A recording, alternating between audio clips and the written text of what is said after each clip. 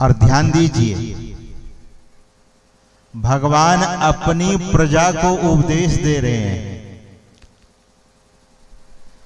और भगवान अपनी प्रजा को उपदेश कब दिया है? त्रेता में। और उस उपदेश को सुनाया जा रहा है अभी। सज्जनों, अगर गोस्वामी तुलसीदास जी महाराज यानी संत महापुरुष नहीं होते तो भगवान के इस प्रसंग को सुनाते कौन, लिखते कौन? कौन लिखते? बड़ी बड़ी हिस्ट्रियां लिख दी गई है, इतिहास लिख दिया गया है, लेकिन वह बात पुरानी हो जाती है, भुला दी जाती है। लेकिन भगवान श्री राम के बातों को नहीं भुलाया गया है। संत महापुरुष दरअसल में सबों का उपकार, सबका कल्याण और सभी लोग सुखी हों, साधु महात्माओं के हृदय में यही कामना रहती है। यद्यपि संत लोग निष्काम होते, कामनाओं के परे होते हैं, फिर भी उनकी यह सद्कामना होती है कि जगत के हर एक जीव और सभी जीवों में मनुष्य जो प्राणी है वह सर्वश्रेष्ठ है, वे सुखी हो जाएं।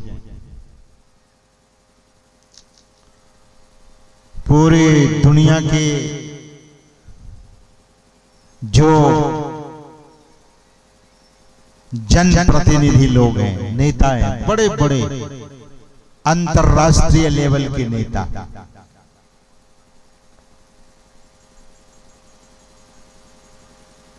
कोई कहते हैं कि प्लास्टिक को समाप्त कर दो, कोई नेता कहते हैं कि दुनिया में हिंसा को समाप्त कर दो। बहुत नेताओं का कहना है कि दुनिया से न्यूक्लियर बम को हटा दो, अस्त्र शस्त्र को समाप्त करो। आज से नहीं, वर्षों पीछे से नहीं, बहुत बहुत वर्षों पीछे, 100-200 साल पीछे से नेता लोग चिल्ला रहे हैं, भाषण दे रहे हैं, लेकिन विषमताएं बढ़ रही है, वैमनस्यता बढ़ रही है, राग द्वेष उत्पन्न हो रहा है, एक देश दूसरे देश को मार रहा है। हम आप देख रहे हैं यूक्रेन और रशिया बहुत दिनों से युद्ध लड़ रहा है। आपने हम लोगों से, साधु महात्माओं से तो आप लोगों की जानकारी ज्यादा है। अभी इस्राइल हमास और न जाने फिलिस्तीन पर हमला किए जा रहा है, किस लिए? सज्जनों, संत महापुरुष इस धरा धाम पर आकर और लोगों को शांति का मार्ग बताते हैं, शांति का रास्ता दिखाते हैं। उस रास्ता को दिखाने वाले मात्र एक संत महापुरुष, और भगवान की बात को गोस्वामी तुलसीदास जी महाराज मानस में लिखते हैं, और उसी पंक्ति पर, उसी वाणी पर साधु महात्मा लोग व्याख्या करके सुना रहे थे। दरअसल में 1 घंटे में, 2 घंटे में भगवान की वाणी को पूरे संपूर्ण रूप से व्याख्या करके सुनाना संभव नहीं है।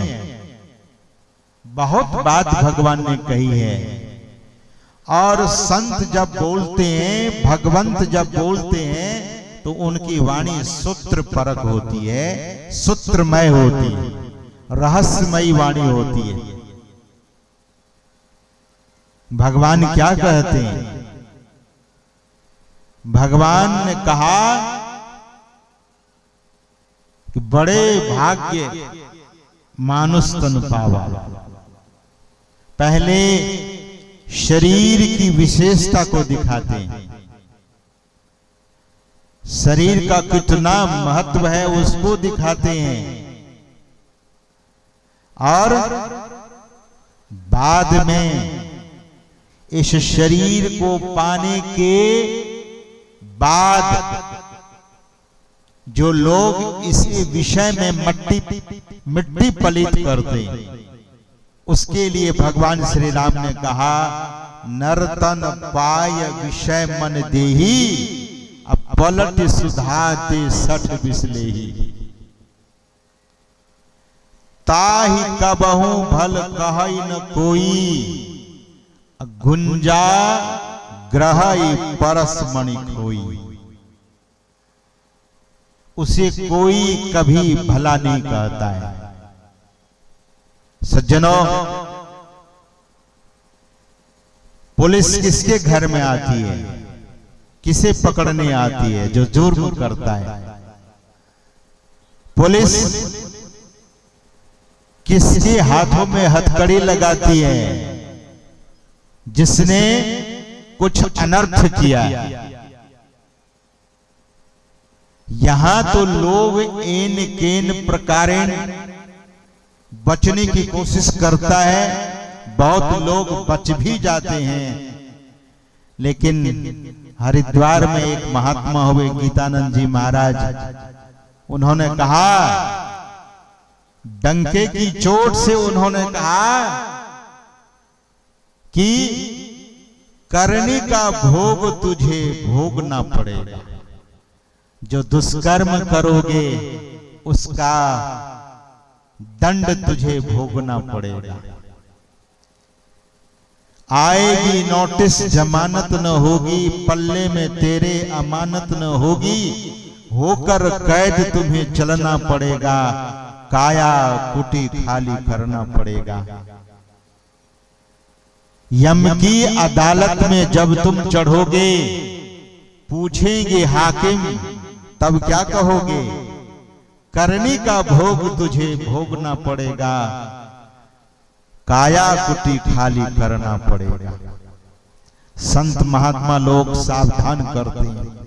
सज्जनों, मैं निवेदन कर रहा था कि ईश्वर ने आपको बुद्धि दी है, चित्त दिया है, मन दिया है।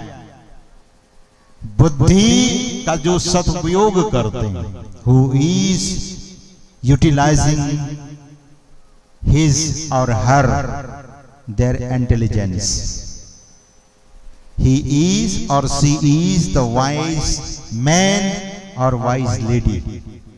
वही बुद्धिमती नारी है और वही बुद्धिमान नर है, जो अपने मन को नियंत्रण में रखता है, अपने मन को नियंत्रित कर लेता है।